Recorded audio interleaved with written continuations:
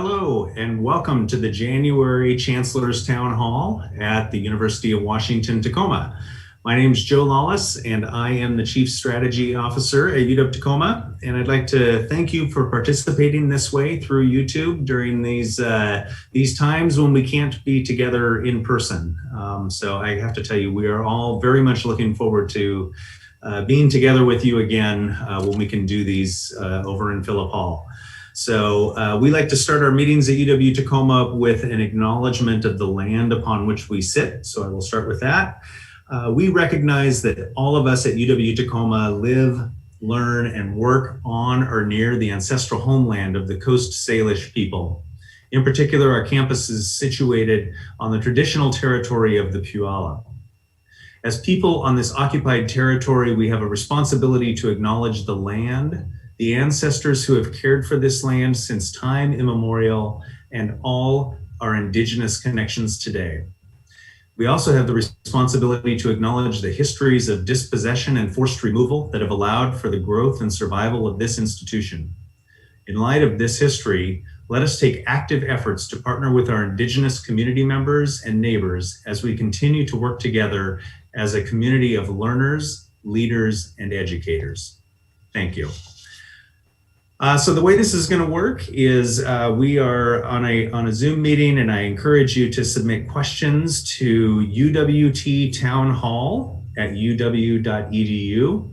And I have received a couple of questions already. You can send them during this time frame, or if you happen to be watching this later tonight or tomorrow, please, I encourage you to submit questions then as well, and I will get them back to you. So today we have 4 people on the Zoom call with us, and we have Chancellor Pagano. We have Executive Vice Chancellor for Academic Affairs, Jill Purdy. We have Vice Chancellor for Student Affairs, Mentha Hines-Wilson. And we have Vice Chancellor for Equity and Inclusion, Dr. James McShay. So Mark, would you like to kick things off? Sure. Yeah. Hello, everybody. Thank you, Joe. And welcome everyone to our first town hall of the new year. And while I'm at it, happy 2021 to all of you. Happy New Year. You know, unfortunately, we thought 2020 kind of was the year of all years. We wanted to put that behind us. And now 2021 hasn't started out a whole lot better. You know, we've already witnessed horrific violence, continuing situations of extreme social injustice, and economic downturn that just keeps surging forward, and a virus that's even more widespread and out of control than it was last March when we had to go all online.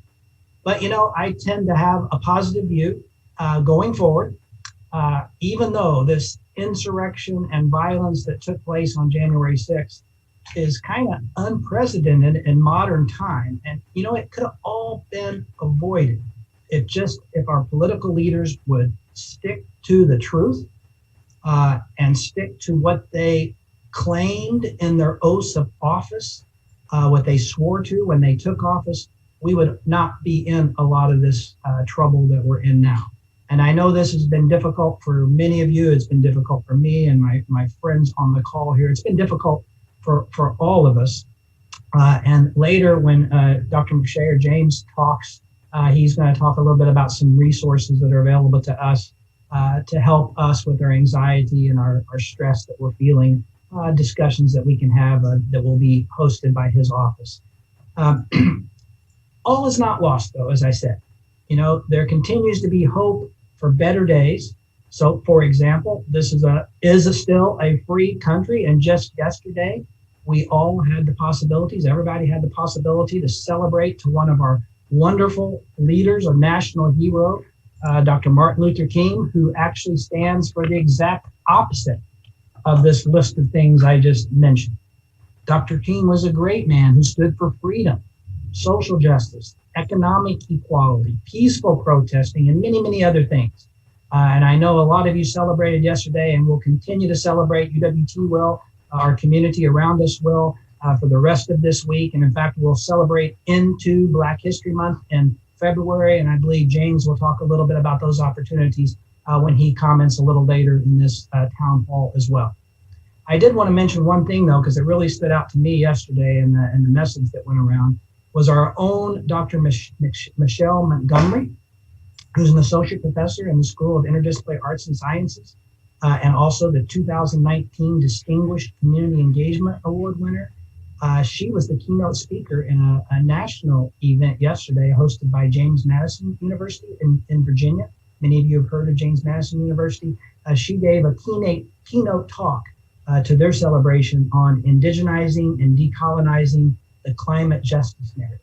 Now, I don't know whether or not that's been captured and is still available, but hopefully some of you were able to see that, and maybe you can see if it's still online.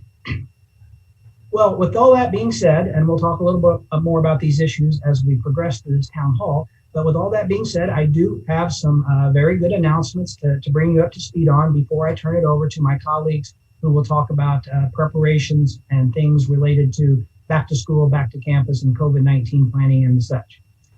First of all, I just received a report from Dr. Marion Harris, who is serving as special assistant to the Chancellor for climate survey implementation right now. She is co-chairing that initiative with James McShay, and they have 4 distinct implementation teams that are representing the 4 different constituency groups that were factored out in the survey: our faculty, our staff, our graduate students, and our undergraduate students.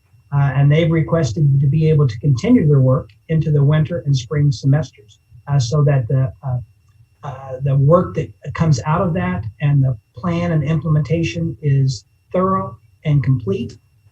We're excited about that.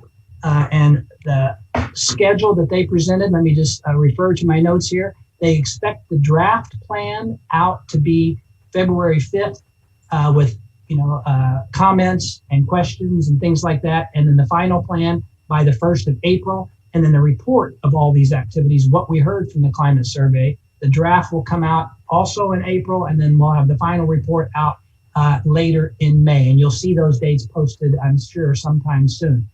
Then we'll have 2 major town hall type forums to discuss these results and the implementation teams, the interventions, so to speak, that we as a campus will take on to improve the climate on our campus. There'll be 2 of those, one for faculty and staff and one for students, both graduate and undergraduate. So that's more to come on that.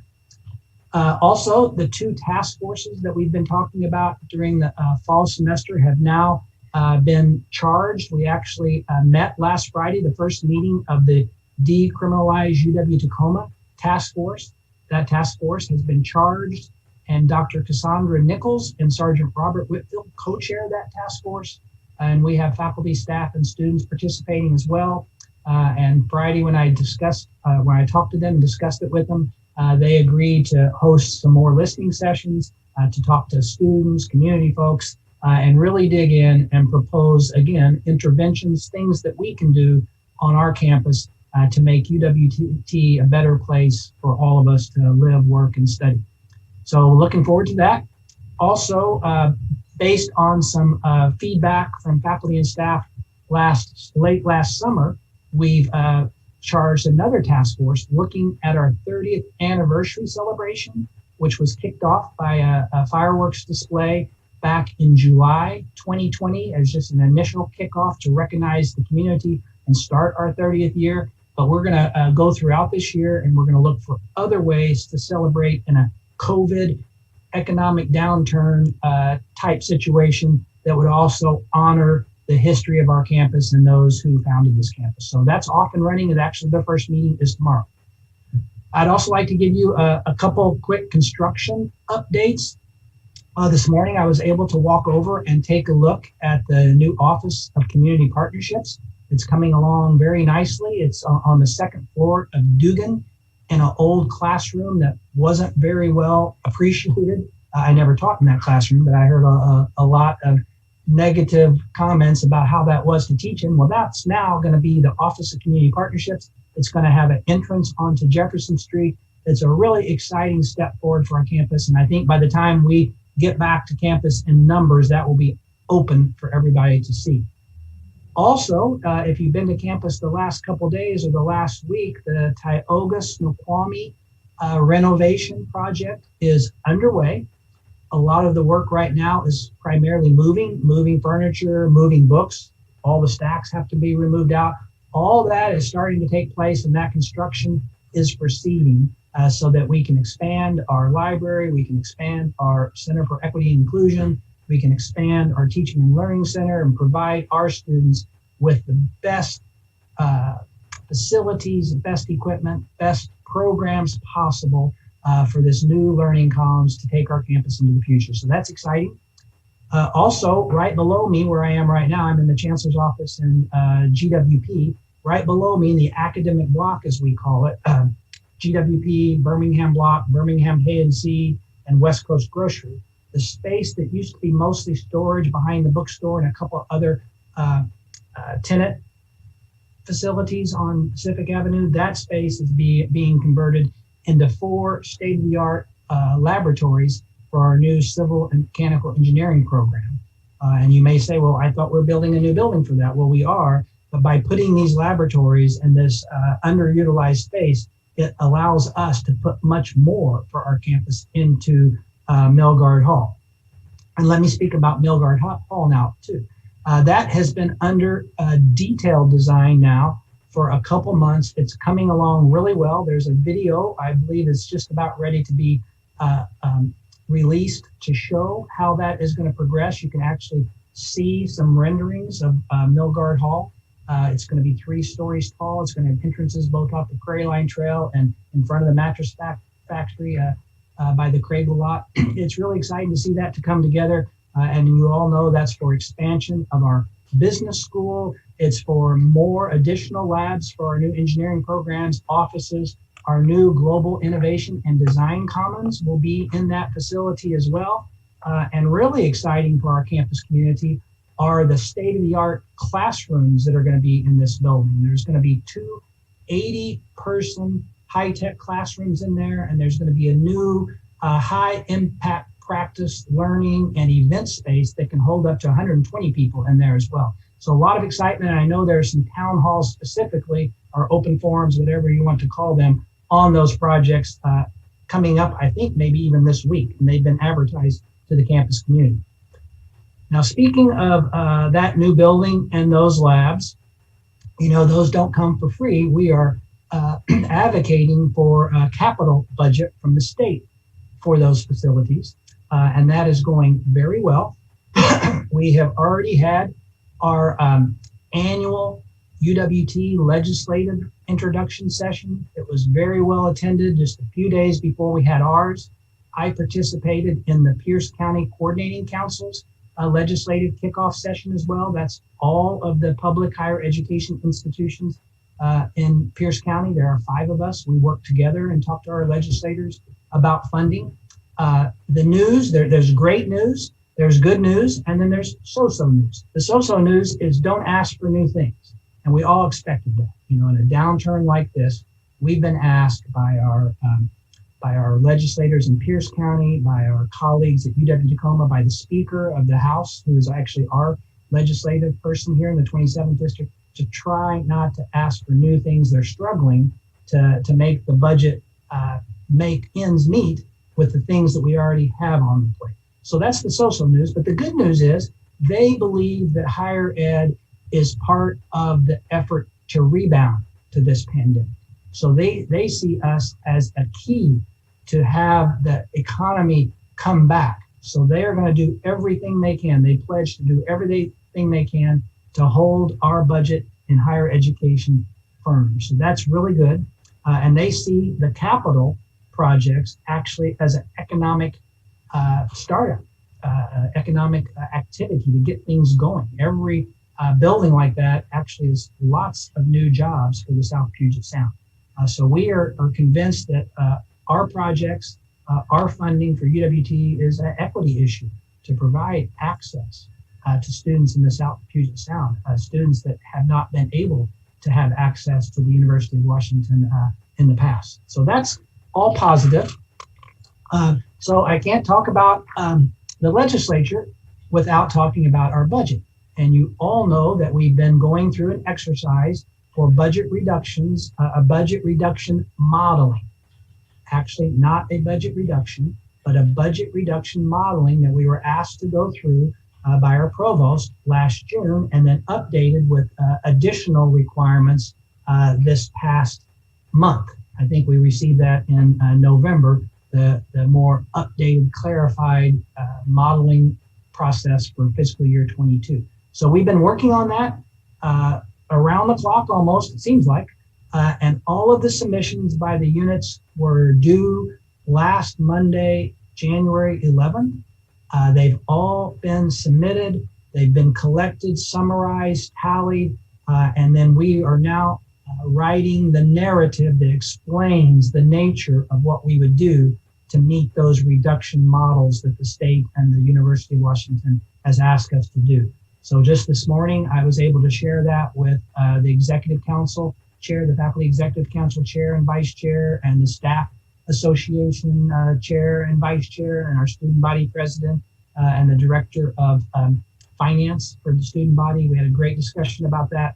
And as a campus constituency member, you'll hear about that within the next couple of days and get your opportunity to comment on those proposed models that we're putting forward. I don't want to emphasize that more. They may ask us to do those reductions. They reserve the right to do that. I am very hopeful, based on what we've heard from the legislature, that those are not necessary and that our budget stays firm. So we'll continue to work with you in a transparent and collaborative manner. Our advancement team is working with Jan Rutledge and her team to enhance what's available to you on the finance and budgeting and planning website for our campus. So you'll see a lot of new material there to help you understand what our budget is, how it works, and so on and so forth. So those are the primary announcements that I wanted to get out. I do want to talk to you a little bit more, but I'll wait till a little bit later in the program and talk to you about a couple other items. But now I'm going to turn it back to Joe for the next presenter. So Joe? All right, thank you, Mark. Sounds like lots of hard work and with some good news sprinkled in there. So speaking of good news and hard work, Mantha, you want to talk to us about student affairs, and I know you have a few items that you'd like to discuss. I certainly do. So thank you so much, James, and thank you, Mark. And I do want to echo Mark's comments about this has been a difficult start to the year. And like many, I've experienced some anger. I've been frustrated. There's been some deep sorrow on my part, but I'm also choosing to be hopeful. And I recognize right now more than ever before, there's a need for community engaged scholarship and a quest for the truth. So I want all my colleagues who are assembled on this call, the greater UW-Tacoma community, to know that we are committed to this work. And through student affairs programs and services, we will continue to create a space in which all members of the community, and most particularly our students, one in which they are seen, they're heard, they're validated, they're encouraged to seek understanding and to co-create positive change. So I am fond of an individual, Ruth Simmons. She's my mentor. And Ruth made the comment, and I quote, "Fighting racism and discrimination and upholding justice must always be among our highest callings," unquote. And I believe that definitely is resonant with the higher ed community. So I'm calling upon all colleagues within student affairs, academic affairs, and across our campus to do all that we can to recommit ourselves to fighting racism and discrimination. So with that, student affairs is always on the hunt, on the lookout for new talent. We want to invite students from different voices, different perspectives, to consider UW-Tacoma to be a place for them, where they can engage in scholarship, where they can engage with colleagues, where they can engage with faculty members. So this is a gentle reminder that January 15th was the priority application deadline for the fall. But this doesn't mean that the application process has come to an end. We are continuing to accept applications and will do so through June. So this is a critical time for all members of the community to encourage students to consider UW-Tacoma. So do you have a neighbor, or maybe your favorite barista, someone you think it would be a great fit at UW-Tacoma? I invite you to encourage them to apply. As a matter of fact, encourage 2 people within the next 2 weeks. That's the ask, that is the action. 2 people, next 2 weeks. Encourage them to contact the Office of Admissions. They will be invited to engage in a webinar or perhaps an application workshop. Also encourage them to talk with an admissions officer one-on-one. So the admissions staff is working really hard around the clock to do all that they can to increase the number of applicants and therefore increase the number of students on the campus. So again, 2 and 2, refer 2 individuals within the next 2 weeks to the admissions office. And we are referring to this effort as Operation New Students, where our entire network and all of our efforts can make a difference. Also, write this down. Here is the website, or actually, let's pop over to the website. Here is the Division of Student Affairs website.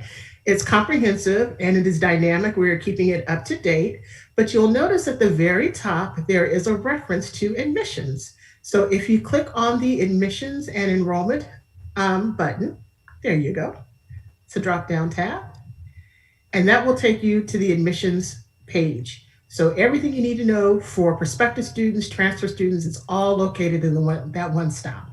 So I'm gonna say it one more time, and you can say it with me, 2 and 2, 2 students, 2 weeks, admissions page, okay? So the next thing that I'd like to share with you relates to commencement. So plans are also underway for commencement planning for 2021. And we're looking at multiple options to provide a very safe celebration for this really monumental achievement for our students. So you can understand we are still monitoring very closely the new guidelines that have come forward from our governor's office, as well as with the public health entities.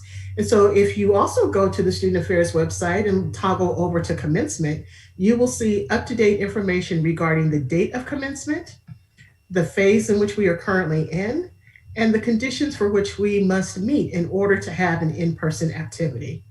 So I want all students, faculty, family, and friends to know that we really want to do all that we can to celebrate you in a way that is celebratory, respectful, and safe. So stay tuned for more information. You can count on me to push out messaging as information becomes available. I also welcome questions. I also welcome feedback, because we are in this together. So check the website on an ongoing basis and stay tuned to receive more information regarding commencement 2021. So that concludes my comments for this morning or this afternoon, whatever time it may be. And I now hand it back to Joe.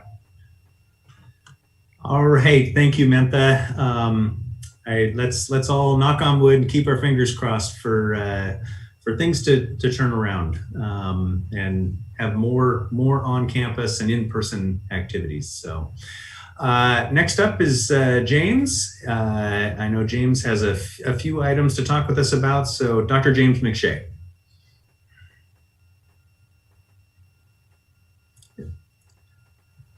Thank you, Joe, and good afternoon, everyone. I just want to first say that I hope you're doing okay and that you're doing what you can to take care of yourselves.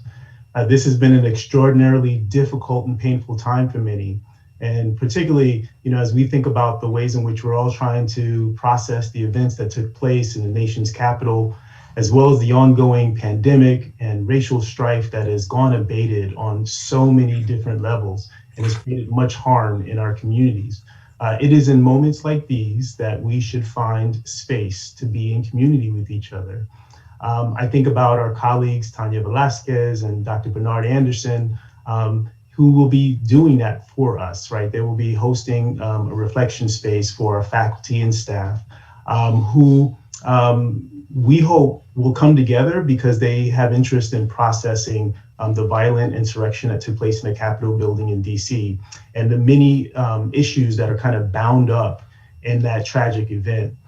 So this session that they're going to be offering will take place on Monday, January 25th at 2 p.m. I also want to thank Dr. Paulo Lorano in his counseling center who hosted a similar session with OEI last week for our students. So as we move into a week when we celebrate and honor the life, work, and legacy of Dr. Martin Luther King Jr., I believe that Dr. King would want us to reflect upon this question. What am I doing in my everyday life to educate myself about white supremacy, systemic racism, and economic injustice? And how are we using this knowledge in our work on campus and in the community to create a community that really shows value for the ideals of Dr. King? Our students in CEI recently had such a conversation, and they came together to reflect upon these questions as they participated in a critical reading of Dr. King's I Have a Dream speech, which you can imagine was quite powerful. They talk about the meaning and significance of his work, what it meant for them as they go out into the community to become the next generation of change agents and leaders. And that conversation, right, shouldn't just benefit our students, but it needs to benefit the whole of our community. And so we're wanting you to seek opportunities to reflect on the life and legacy and work of Dr. King. If you haven't already, please take a look at the message that I sent out through the Office of Equity Inclusion yesterday, which details other events that are occurring in the community or have been led by members of our UWT community, like Chancellor Pagano mentioned, Dr. Michelle Montgomery, who gave a talk at James Madison University just yesterday. There are other events planned for this week, but then also we'll be offering opportunities through the remainder of January and into Black History Month. So just to put in a plug for an event that I would love for you to also attend. This is part of OEI's new Coalition Building for Racial Justice series that was launched earlier this year. We will be hosting the Dope Black Women's Collective on February 4th. They're a group of Black feminist scholars, including our own Dr. Billy Sankofa Waters in the College of Education, who will be holding a panel about abolitionist teaching and healing. We'll be pushing out more information about this particular event, as well as others that will take place during the month of February. So we hope you can join us and use this as an opportunity to continue to reflect upon the legacy of Dr. King. So there's two other quick announcements that I'd like to share. One is OEI will be launching the LEAD Institute at the start of the spring quarter. You may remember that LEAD is an 8-week-long cohort-based professional development experience for mid-level leaders, and it's designed to equip our colleagues with new tools, information about frameworks and resources that can help them create inclusive and anti-racist learning and working environments. The nominations for this institute are due on January 29th. And if you're interested in finding out more about the LEAD Institute, please go to OEI's website. And then finally, on January 27th at 12:30, we're going to be hosting a welcome reception for Gabe Minthorn, who is our new tribal liaison. We have a wonderful program planned. So the Puyallup Language Department is going to open with a blessing and prayer song. And we're also going to recognize our UWT Tribal Advisory Board members. Gabe is going to have a chance to, Minthorn is going to have a chance to share a little bit about his story and talk about his vision for his new position as tribal liaison. And then we're all going to have an opportunity to get to know him through the magic of small breakout rooms on Zoom. So my hope is that you join us for this, wonderful event where we get to welcome a new colleague to our community. So with that, I'm going to turn things back over to Joe. All right, thank you, James. Thank you so much. I'm looking forward to that event, a few of those events. So I have a couple of items that I'd like to share with you before we go to the Q&A part of our program. The first one is the Chancellor's search. A message went out last Thursday about the Chancellor's search, and the search is being run out of the Provost's office. The chairs are our own Dr. Marian Harris and the Dean of the Foster School of Business, Dr. Frank Hodge.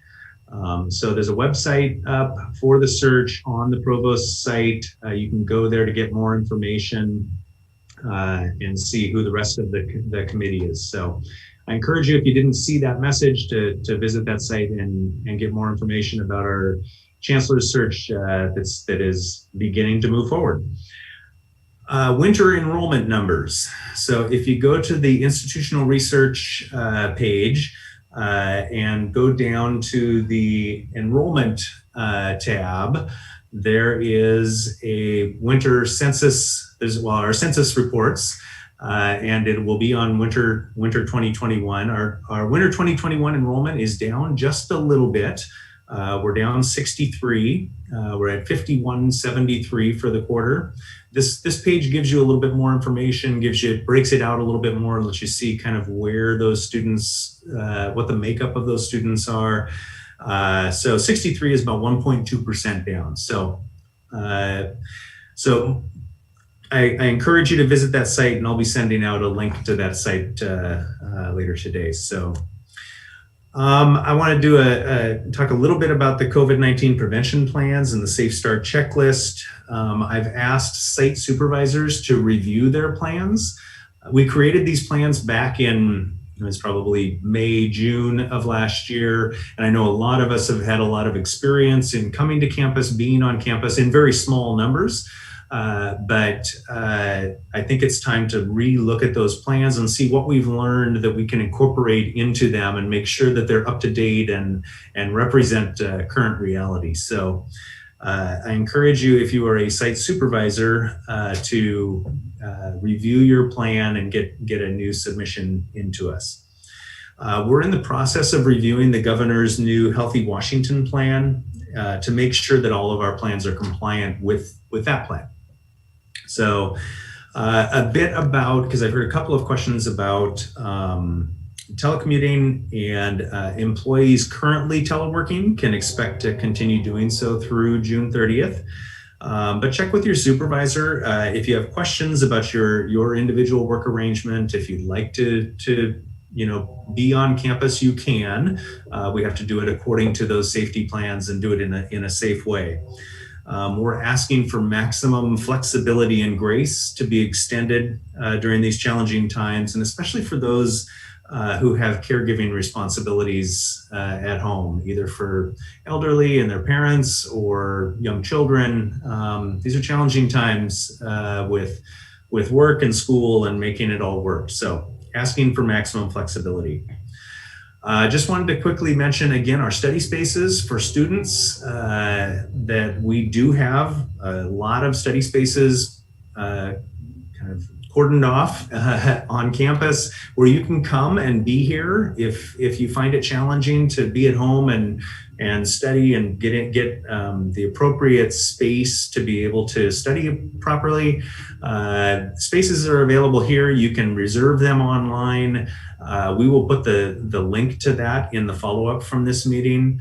But I encourage you to reserve a space, come to campus, be here, do it safely. We have student ambassadors who are coming around, making sure that you're doing things in a safe way, that you have access to the buildings. You will still have to card swipe into the building to get in, but I encourage you to make use of that. If you want to come to campus, if you've got like Wi-Fi access issues and you want to come to campus to maybe attend a class that's happening synchronously or even asynchronously, we do have expanded Wi-Fi in the Craigle parking lot, and you can just come, take a spot, turn on your Wi-Fi, and you should be able to do that if for safety reasons you don't want to actually enter one of the buildings. So I encourage you to make use of that. And faculty, if you would, when I send out this link, if you would put that link maybe on your Canvas page, if you want to put it in your syllabus, let students know about it and encourage them to make use of the study spaces that we have on campus. So to Q&A, I've got 2 questions that have come in. I encourage you to send your questions to UWT townhall@uw.edu, and I will work those in after I ask these first 2. But let me start with the first one, which is my question is about the advisory search committee for the Chancellor's search. I do not see any representation on this committee from the UW-Tacoma Staff Association. I know this is already a large committee, but can an effort be made to include staff voices on the search committee? So what I would say to that is, remember the search is being run out of the provost's office, so I would direct the concern there, there are staff members on the committee, but not specifically from the staff association. So if that is a particular concern, direct your concern to the provost's office. So the next question is, this is a long one. So while the climate survey showed significant challenges with climate across campus, It also highlights the urgency of this problem in SIAS, particularly with staff. Maybe predictably, 3 staff have left SIAS in the last month or 2, leaving the school in a dire need of help, with faculty being asked or expected now to fill in for staff. What immediate plan do you have to address this situation, and how is leadership addressing the longer-term problem of climate or morale in SIAS? So Jill, would you like to take a shot at answering that? Sure, I would be happy to.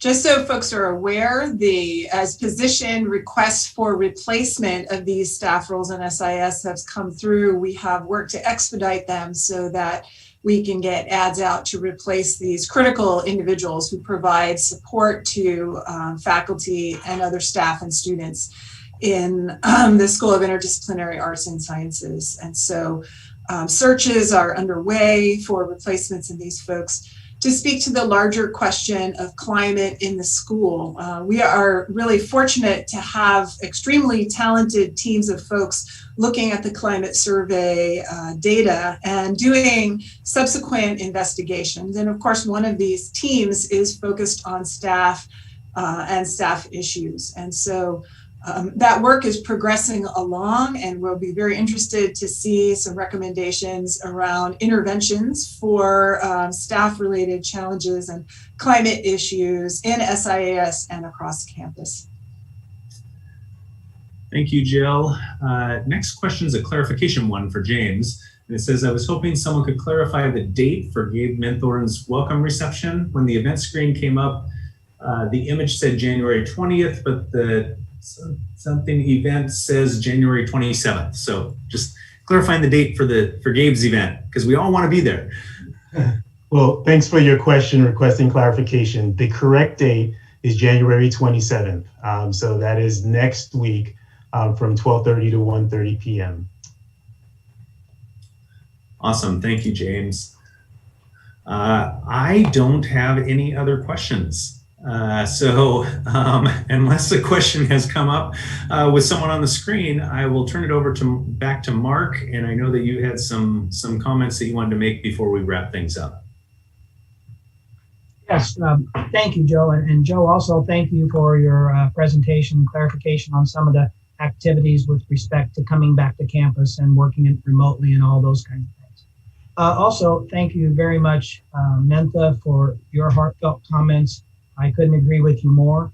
And also, James, I really appreciate your comments. In fact, I wanted to quote you. You're already famous. You're being quoted, but I really loved your message to campus yesterday. And I'm glad you referred to that. And I hope folks have looked at that message and taken it to heart.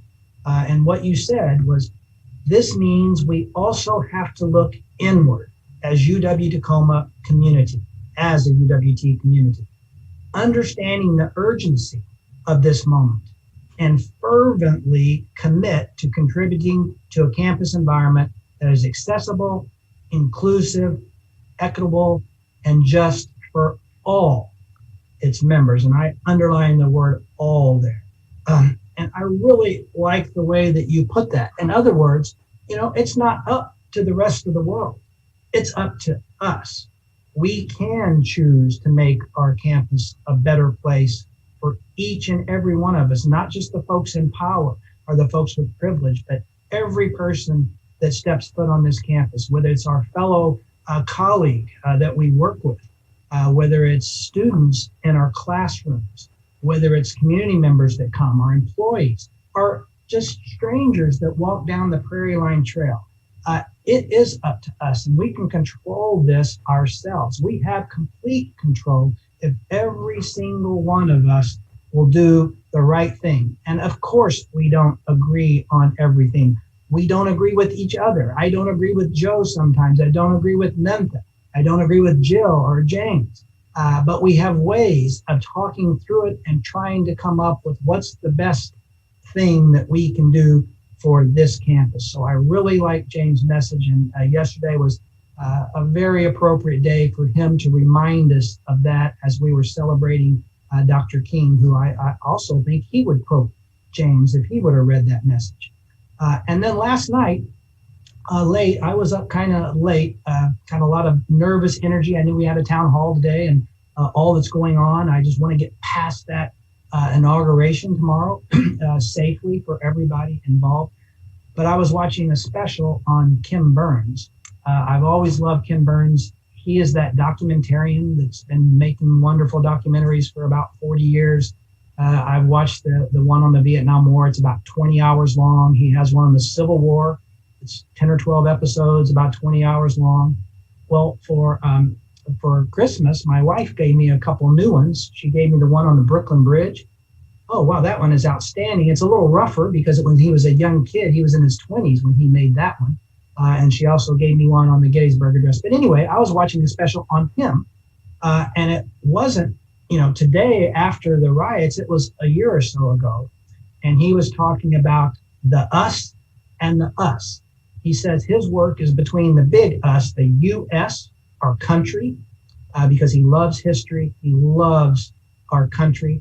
And the small us, the little us, the people that James was talking about in his quote. And he said his work is right between those two. You take this country that you love, and if you want to treat it right and treat the people right, it's up to the little. Now, he said this much more eloquently than I did, but hopefully you can kind of understand, because I think it's so applicable today to what's going on today. And he reminded me of a quote from Abraham Lincoln, and this is a quote many people don't go too often, because again, this quote came from Abraham Lincoln when he was a young man, I think in his late 20s, but he gave several quotes about America never being destroyed from the outside. In other words, it's not going to be our enemies from across the Atlantic or our enemies from across the Pacific. If we falter as a nation, it's going to be because we destroy ourselves. And boy, wasn't that applicable to what's going on now. And I really respect President Lincoln. I read a lot of his books, and I think we can take that to heart. Not only is it up to us at UWT, it's up to us for the whole United States. We need to work in tandem together. We're responsible for this campus. So if we can do what's right on this campus and keep things equitable and just and accessible at UWT, and then if our brothers and sisters at other campuses and other businesses around the country, it's the sum of all that will make America a great place. And I'm excited for tomorrow. Not political either way, but if you read some of what's planned by our president-elect, I'm kind of overjoyed. He's going to write an executive order that's going to change the unjust travel plan on predominantly Muslim countries. He's going to reunite children and parents that have been detained by immigration offices. He's going to continue the pause on student loan repayments and on evictions. He's going to announce a plan to distribute and put in people's arms 100 million vaccines in 100 days. And our governor jumped on that yesterday, and we're getting with it in the state. And all of this is the first day. That's the first day. That's tomorrow afternoon. All of those things. So there is hope for a bright future for our country, and there's a hope for a bright future for UW-Tacoma. The new care packages that are coming from our federal government have set-asides for not only our students, but for our campuses as well across all 50 states, helping us with these expenses that we've been burdened with for COVID preparations and the losses of income. So there are good things coming. That doesn't mean that we're, out of the woods today. We have to be diligent. We have to continue to follow protocol, do what's right to keep people safe on this campus, but more so, do what's right with respect to each other. So I'm excited it's 2021. I'm not proud of everything that's happened in our country. I'm not proud of everything that's happened in UW-Tacoma over the years, but I am excited for the future going forward. The rest of your life starts today after this town hall. So thank you, Joe. Thank you, James. Thank you, Mentha. Thank you, Jill. And thank you to all the multimedia staff that help put this together. They do this seamlessly every time. And especially thank you to all the faculty, staff, and students of the University of Washington-Tacoma. We miss you, and let's all work together so that we can get back together and enjoy each other's company soon.